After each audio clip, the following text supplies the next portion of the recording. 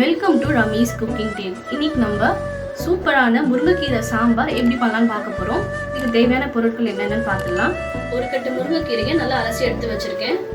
கொஞ்சமாக சின்ன வெங்காயம், 2 தக்காளி, ஒரு 5-6 பல்லு பூண்டு நான் நீட்டு வாக்கில் கட் பண்ணி எடுத்து வச்சுருக்கேன். கொஞ்சமாக புளி ஊற வச்சது. தேவையான மசாலா பார்த்துடலாம். 1 ஸ்பூன் சாம்பார் பொடி, 1/2 ஸ்பூன் அளவு தனியா பொடி, 1 ஸ்பூன் சில்லி பவுடர், 1/4 ஸ்பூன் மஞ்சள் பொடி. தாளிக்கிறதுக்கு கடுகு, உளுந்து, ஒரு காஞ்ச மிளகாய் எடுத்து வச்சிருக்கேன். கொஞ்சமா பெருங்காயத்தூள், ஒரு 1/2 ஸ்பூன் அளவு சீரகம். பருப்பு பார்த்தீங்கன்னா நான் 1/2 கப் தோரம் பருப்பு, 1/4 கப் பைத்தம் பருப்பு எடுத்திருக்கேன். இப்போ ரெண்டுத்தையும் சேர்த்து நம்ம வேக வைக்க போறோம். 1/2 கப் தோரம் பருப்பு, பைத்தம் பருப்பு 1/4 கப் சேர்த்துக்கலாம். வாஷ் பண்ணி எடுத்தாச்சு. நம்ம இதில் 1/2 ஸ்பூன் அளவு சீரகம் போட்டுடலாம். 1/4 ஸ்பூன் பெருங்காயத்தூள், 2 தக்காளி சேர்த்துடலாம். 1/4 ஸ்பூன் அளவு மஞ்சள் பொடி சேர்த்துடலாம். ஜலம் விட்டு ஒரு 5 விசில் வச்சு எடுத்துடலாம்.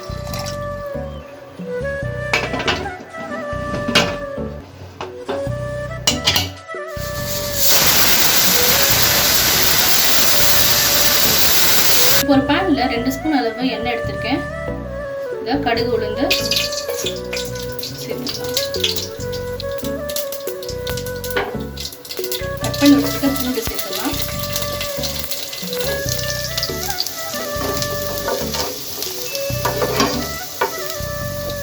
சின்ன வெங்காயம் சேர்த்துக்கலாம்.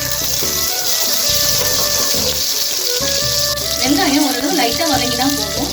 இப்போ இது கூட சாம்பார் பொடி சேர்த்துக்கலாம்.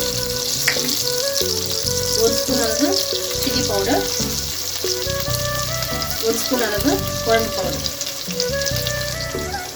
உப்பு தேவையான அளவு. நல்லா எண்ணெயிலே நல்லா வதக்கிக்கோங்க.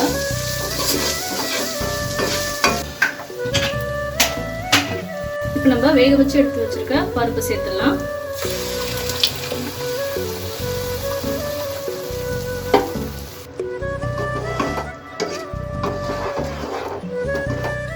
ஒரு 2 டம்ளர் அளவு ஜலம் விட்டுருங்க. இது நல்லா கொதிக்கட்டும். குழம்பு நல்லா கொதிச்சுட்டு நம்ம புளியை கரைச்சி சேர்த்துக்கலாம். இது ஒரு 10 மினிட்ஸ்க்கு நல்லா கொதிக்கட்டும். அப்போதான் புளி ஸ்மெல் எல்லாம் போயிடும். நல்லா கொதிச்சுட்டு இப்போ நம்ம கீரை சேர்த்துக்கலாம்.